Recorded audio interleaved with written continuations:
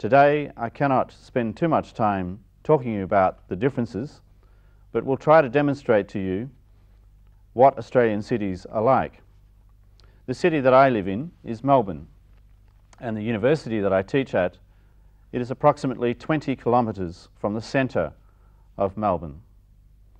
In this picture, however, you can see that the centre of Melbourne consists of large skyscrapers, some as much as 90 stories high. This is the financial, commercial and government centre of the city. However, Melbourne is very sprawled, and La Trobe does not live on the outskirts of the city, but is actually in amongst the suburban sprawl. Most of Melburnians live south and southeast of central Melbourne. Our university is to the north, but what you can see in this picture is how flat and how open and how sprawled Melbourne is. And in this respect, it is a typical Australian city. Today I would like to introduce you to Australian cities by reading to you a manuscript that I am developing for an introductory text to Australian studies. My opening line is that Australians have built some of the finest cities that are modern in the world. Canberra alone, and many Australians will laugh at this, ranks as one of the world's best planned cities of the 20th century. And indeed, Delhi and the planners of New Delhi looked at Canberra plans and Washington DC as models of inspiration of how modern cities can be developed that will be capital cities of a nation-state. However, as the nation-state capital of Australia, Canberra is peculiar. It is the only city in Australia built for the nation as a whole.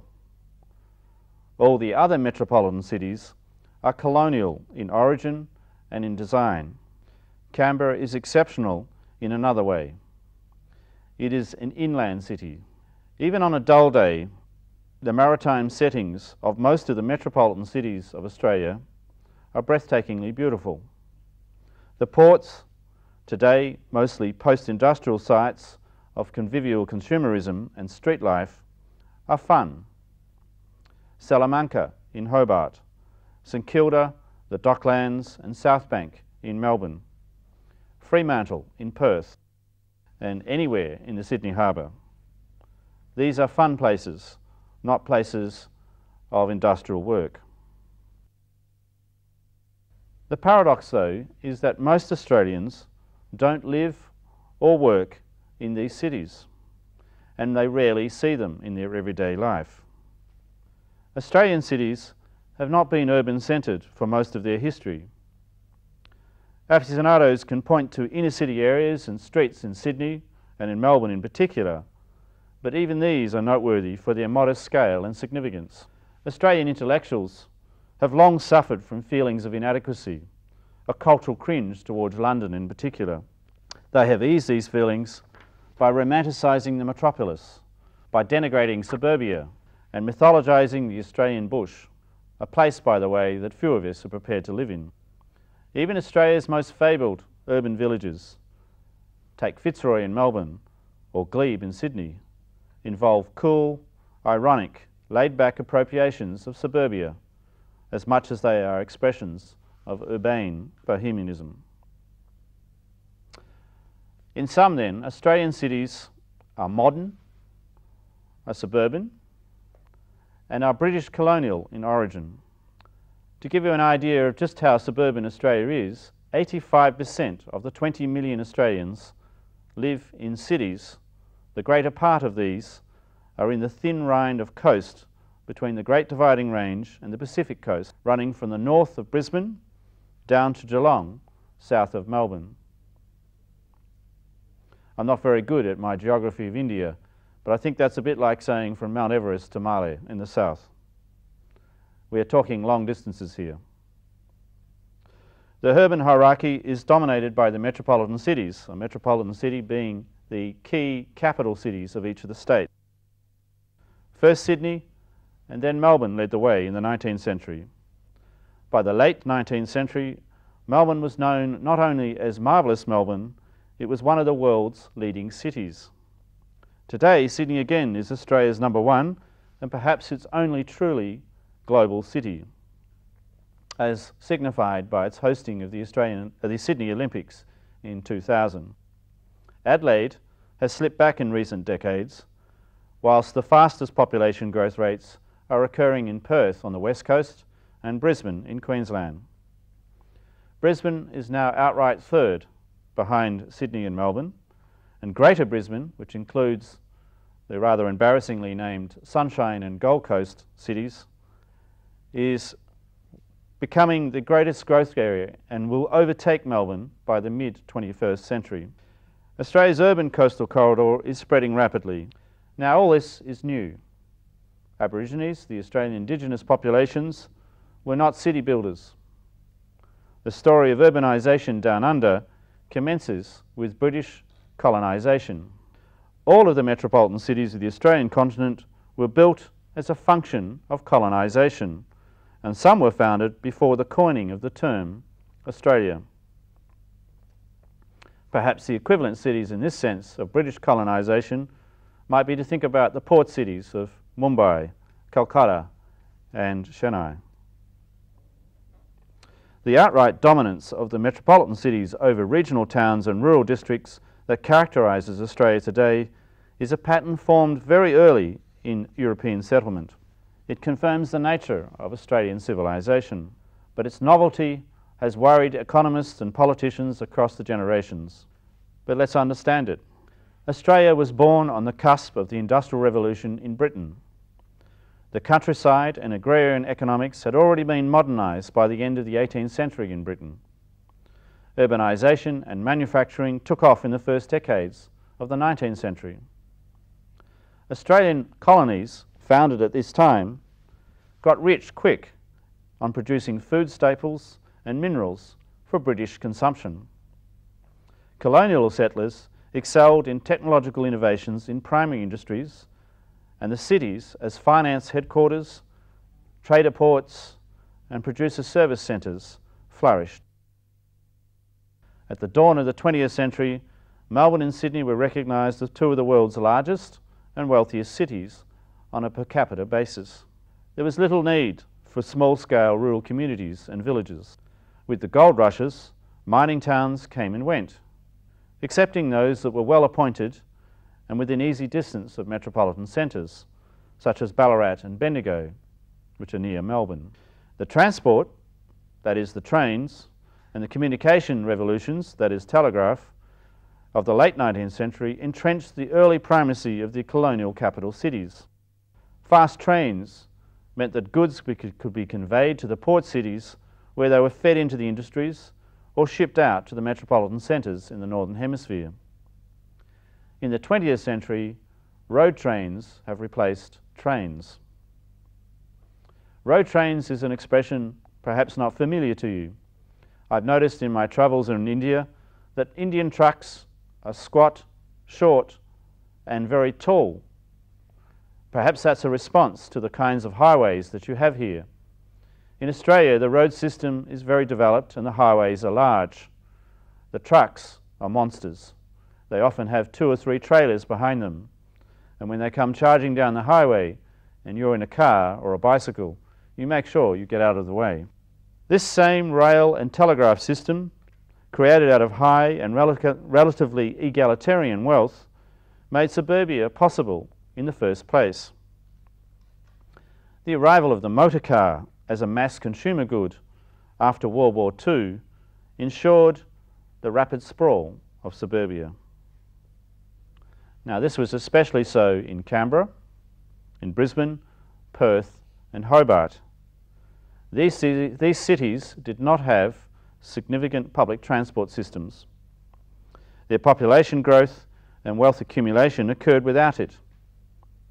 Of the cities that had cable and tramway systems in the first half of the century, only Melbourne has preserved its trams and has extended and modernised the system. And in that sense, maybe the comparative Indian example is Kolkata. The rail system throughout Australia, both within the cities and between them, has undergone something of a revival in the past 2 decades, with renewed government investment in rolling stock, electrification, redevelopment and extension of lines and services, and partial privatisation. These modernisation schemes, however, are often hampered by the derelict state of the lines themselves, because we've had 50 years of undercapitalisation and maintenance by governments. The road lobby in Australia consists of user groups such as the Royal Automobile Club, state roads departments, professionals who are planners and transport economists and engineers, and of course the motor car industry itself. These together have proven to be a formidable force for the development of a world-class road system, without which suburban sprawl would not be feasible. This very sprawl, however, has made it difficult to provide efficient and equitable forms of collective transport services and utilities. Now, as the world faces up to pending oil shortages and greenhouse warming, due largely to gas emissions from industries and cars, and especially cars in Australia, the quest for sustainable forms of urbanism has now turned Australia's grand success story of the 20th century, or automobile-driven suburban sprawl, it's turned it on its head. The challenges of the 21st century are largely going to be out of the successes of the 20th century. In many respects, Melbourne's outer west and inner city east regions in the 80s reflected the classic pattern of most Australian and American cities, North American cities, set in the first half of the 20th century. There was a relatively simple threefold urban ecology consisting of the central business district, as I showed you earlier in the diagram of the picture of Melbourne. We call that the CBD. They are of corporate finance towers and government departments with little or no residential housing. The second layer of the urban ecology consists of historic inner city areas that contained manufacturing industries, public housing, working classes and new migrant groups and families. And then the third layer of middle to outer suburbs, which are dormitory suburbs, peppered with mega shopping malls. As these large metropolitan cities grew, the middle and outer suburbs have become considerably more complex and heterogeneous. And this process has sped up in the last 2 decades of the 20th century.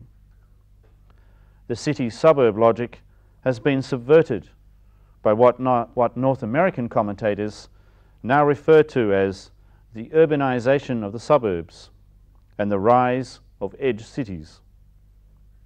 How has this come about? Well, in the first place, by the incessant expansion at the outer fringes of the suburban sprawl of the metropolitan cities. Following the property speculation and new housing estates were the rise of new shopping malls, new universities, new industrial parks. The overextension of the big cities in turn generates new roads, infrastructure and services, and shifts the foci and networks of workers and families to the edge itself. Australia's muted version of social democracy after World War II was not a social insurance style welfare state like in Scandinavia and Germany, but rather consisted of the promotion of full employment of able-bodied males between the ages of 15 and 65, coupled with a home-owning democracy. With over 70% of Australian homes owned by their dwellers, most of these were detached bungalows surrounded by gardens, and they have grown more elaborate and large by the decade. With more land per capita than any other continent, Australians have indulged their love of property by spacing out. Suburbia was not only viewed as the ideal environment for the raising of Australian families, it was deemed by politicians and planners to be both the expression and the vehicle of a liberal democratic society. Today, however, public housing is a bit player in the real estate market, but historically governments have played important roles in providing housing for returned servicemen and their families after both World Wars, and in building of large estates near key manufacturing centres. Areas like Blacktown and Liverpool in Sydney, Broadmeadows in Melbourne, Kwinana and Rockingham in Perth, Elizabeth in Adelaide, and so on. There are variations between cities, with Perth still today having a proactive state government-run agency in public housing investment. The experiment in modernist high-rise flats in Sydney and Melbourne in the 60s had a lasting impact on the development of those inner cities. They have provided the homes of many first-generation migrants and thereby ensured both a social, economic and ethnic mix in these suburbs well after their colonisation by the professional middle classes since the 1970s. This colonisation, by the way, by the professional middle classes is called by its critics as gentrification, by its advocates as urban renewal. Some state governments are now trying to develop urban consolidation policies, such as increasing housing densities and building shopping centres at and nearby key middle suburban rail stations, by integrating and extending rail, light rail and bus services, by endeavouring to restrict new housing estate approvals at the outer edges of the city, and in public-private partnership ventures, building major inner-city urban renewal waterfront projects, such as Darling Harbour and Pyrmont in Sydney, and South Bank and the Docklands in Melbourne. These projects are very large in scale and ambition, matching that of Canary Wharf in London, for example. Most of the major cities have regional geographies that reveal great disparities in social economic status. Australia might be a rich country, and most Australians are well off, but that doesn't disguise that there are social economic inequalities. In Sydney, the talk is of North Shore versus the rest, or the West versus the rest. The North Shore being rich, the West being poor. Melburnians speak of north and south of the Yarra River, and in Perth, it's west and north versus south and east of the Swan River. These distinctions oversimplify, but they do a useful service in highlighting social divisions. Class distinctions sometimes reflect ecological realities. In Melbourne, for example, south and east of the Yarra River, the soil and microclimate are better than north and west of the city. Clay soils and desert winds blowing through the passes in the ranges make the latter areas less appealing. The location of the docklands and of industrial estates west of the Melbourne Central Business District did not help these areas either. Rivers and harbours combined with hilly terrains have historically boxed in Brisbane, Sydney and Hobart. They make mobility and the provision of utilities and public services technical challenges for planners. The flat plains of Adelaide, Melbourne and Perth have made it comparatively easier for governments to provide equitable services and connections for all of the populace. This is certainly true technically, although it has to be also a matter of the political will of the governments. The government-sponsored immigration schemes after World War II not only poured in new British migrants into the cities, but increasingly spread its net more widely to incorporate Europeans generally. Despite national reconstruction schemes like the Snowy River hydroelectric project and various attempts to coax new migrants into the rural areas, many ended up in the metropolitan cities, or at least at their margins in the new industrial zones, such as Kwinana in Western Australia, Whyalla and Elizabeth in South Australia, and Port Kembla, Newcastle and Wollongong in New South Wales. The permanent elimination of the white Australian restrictions on immigration by the 1970s witnessed the opening up of the programs to include migrants and refugees from Turkey and the Middle East, through to the boat people from Vietnam. Today, around 100,000 migrants and 10,000 refugees are accepted each year. Of those 100,000 migrants, 2/3 are skilled migrants, and nearly half of these are coming from India, Sri Lanka. Despite ongoing efforts by the governments to provide incentives for migrants to settle in the regions, the metropolitan cities absorb the majority. This process is between the cities. Hobart, for example, has had very little inward migration, while Perth and Adelaide have had the highest British migrant intakes.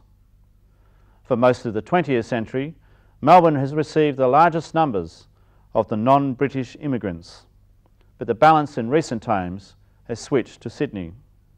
On a per capita basis, and this is a very interesting statistic, on a per capita basis, both Melbourne and Sydney are world leaders in the number of residents with different linguistic, ethnic or national origins, and who also have permanent residency or citizenship as Australians.